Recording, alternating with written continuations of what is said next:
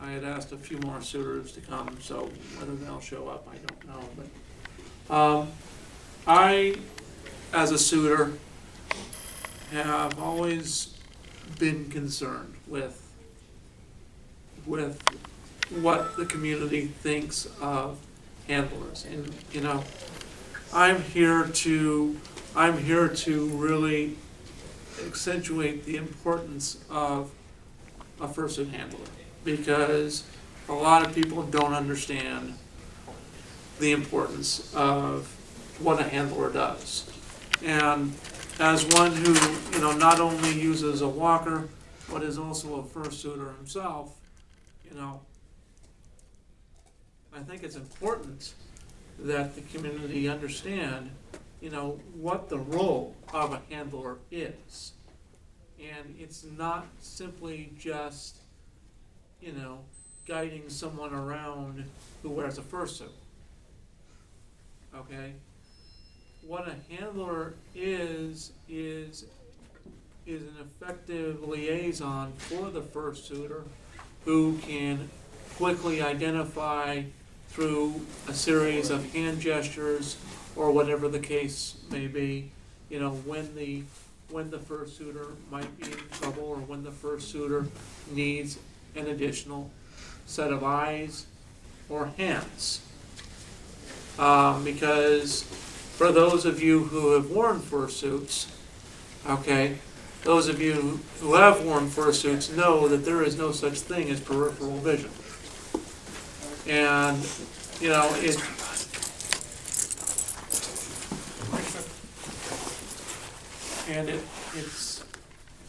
it's got to be stressed that the handler is the eyes and ears for the person. Okay, because let's face it, when you're in suit, you can see this. You don't see peripheral vision. Come on in. Hi. Hi, this is our fursuit handling panel. Right, the right one. And I'm really glad we have some folks in suit here.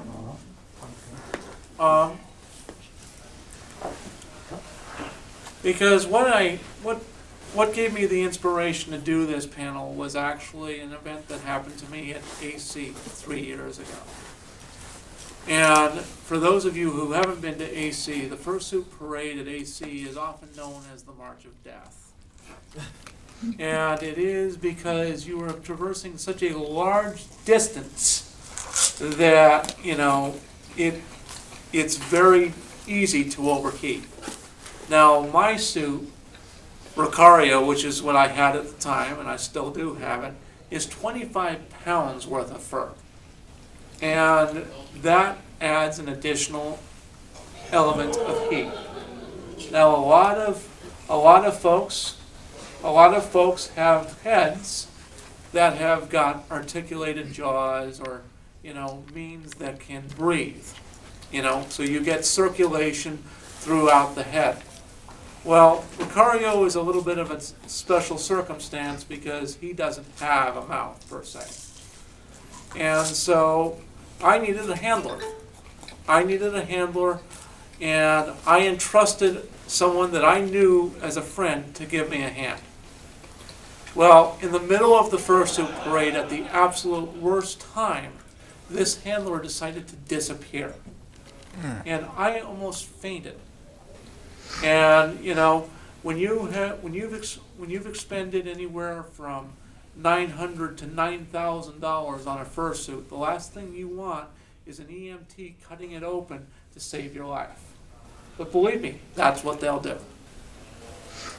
So the purpose of this panel is to inform and entertain and educate the importance of what a handler does, and why handlers are a vital portion of the art of fursuiting, because they really are. And now let me tell you what I look for in a fursuit handler. Okay, a fursuit handler has got to be someone you trust. You are putting your life on the line for this. You're putting your life, you're entrusting your life in this other individual. They have to be trustworthy. Okay? So that's point number one. Okay? Number two is there's got to be two-way communication. All right? This is something that has got to be perhaps rehearsed. All right? Because a lot of fursuiters pantomime through the act of fursuiting. A lot of suitors do not talk. Like the wolf over here or the lion, if he's having problems, he might just do this, which means get me to a headless lounge. Okay?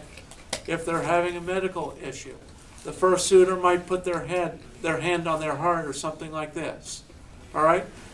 It's important, even though these clues are very subtle, it's important that the handler identify and understand what these clues mean, because these could translate into valuable seconds. And, I want to make sure that everyone understands, that being a handler is no task that should be taken lightly. Because when I entrust a handler, I am entrusting that person with my life. And they know that. I'm upfront, I am, honest with them right out of the gate. I said, this is what I'm expecting of you. And I expect them to be honest and upfront and communicative with me and let me know if they can do it or not. Because, a lot of the times, especially at these cons, okay, we go to a new hotel. This is a new experience. All right? After a while, if we've been to a con for a few times at the same hotel, a lot of fursuiters understand and remember what the geography or what the layout of the hotel is. So obstacles can be navigated around and things like this. But with someone like my situation or someone who's just fursuiting for the first time, okay, wearing a fursuit is something that has got to be practiced. Because when I first put on Rukario, okay, I could not believe how much heat was held in. I could not believe how much and how quickly I sweat. And any fursuiter in here knows that that's the case. Yeah, I can vouch for that because some people may have seen my suit, which is Mad Scientist Eagle. It's a simple one. Lab coat, head, rubber gloves. I sweat to death in that. Just because of a key factor. Your hands are your primary heat radiators. When you have black satin gloves on them, and then big black non-breathable chemical gloves, Handlers? Yes. they hold the heat very quickly, and everything heats up fast. Exactly. Even what you think is an easy breathable suit can get horribly hot. I was going to be here in the suit, but I was ready to faint after 2 hours. Oh, another fursuiter has just joined us, so Yo, Keith, take a seat. You're our new guinea pig. Right. for what? Fursuit handling panel. Oh, So, when I entrust someone, with the responsibility of my life, be it for 10 minutes, or be it for an hour, or for a fursuit parade, I want to make sure that there is no hesitation, that this handler knows what to do. Okay? Because if I'm having problems, I don't want my handler to run off. And, I want someone who can understand my needs. And it is important for any of you that are handlers or that are fursuiters that, may need a handler that you go over. What are your needs? What are your tolerances? What type of communication, do you want to establish? It's all about communication, folks. It's all about communication, because if Strong Paws here does this, and I as a handler don't know what he's doing, you know, how am I going to be any help to him?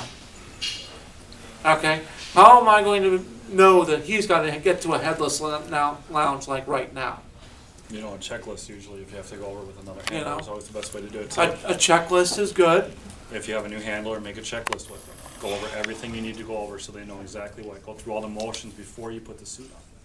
That's the best way to do it. That's what I did when I was mascotting. If I had a new handler, I went through all the motions of exactly what I needed done and what would happen if I needed, you know, that signal. And they would listen, and you make sure you go 2 or 3 times through it, just to make sure they know exactly what's going on. Because you can't screw up out there. I've worn 35-pound suits, ice skating, on ATVs, on just about everything you can think of. And once I need to get off the ice, I need to get my skates off. I need to make sure that I was cooled down enough where I could put the head back on. I need to wipe everything out. I need to make sure my handler was there to get my suit back on for me, because I can't do it myself. And I need to make sure that once I got onto the floor again, for the arena itself, that I knew that my handler knew exactly what was going on. Because I got the crowd jumping, and a lot of people would get a little overexcited when you come back out. And basically, a checklist is probably your best bet. This way, everybody's on the same page. Even if you have to do it 2 or 3 times before they know, you know, just to get it ground in, that's your best bet. That's Also, the easiest way to do it. Also, if you're going to like a con environment, or, you know, if a person requires a handler for like a fursuit parade, it may not be a bad idea to walk the route with the handler, so the handler knows, you know, oh, avoid this object, or there's stairs, okay? My biggest nemesis is stairs, or curbs, or imperfections in the ground that I simply don't see. And a lot of fursuiters, okay, I don't know about you, Strong Paws, if you can see without glasses or whatnot, but I cannot wear my glasses in my suit. I mean, so I have adapted to where I can get along with, you know, without having to use my glasses. But I mean, still, for the person with optimal vision, wearing a headsuit, wearing a headpiece, as the wolf in the back can attest, as Strong Paws or Frostcat can attest, okay, you can see out of the holes in the suit, and that's it. There's no such thing as peripheral vision, okay? Some hazards that a fursuiter will always encounter. Obstacles, okay? Things like chairs that are, you know, that are in the way of a path that they're not supposed to be there. Okay, this is what a handler has to do. They have to be observant, they have to be cognizant of what's around the fursuiter's surroundings, because do not assume that the fursuiter can see, because 9 times out of 10 they will not be able to. Little kids are always a problem. Always. I have had, and that's a very good point, Dino. I do fursuiting for charity. Okay, I wear Rukario. Okay, and I stand about 6 foot. Okay, but for someone who's about 3 feet, okay, I'd have to actually look down. I don't see them. I was at an event in New Jersey about a year or so back, and I was just making the rounds. You know, I looked around, checked my surroundings, you know, everything seemed clear. But I felt this tugging on my left leg.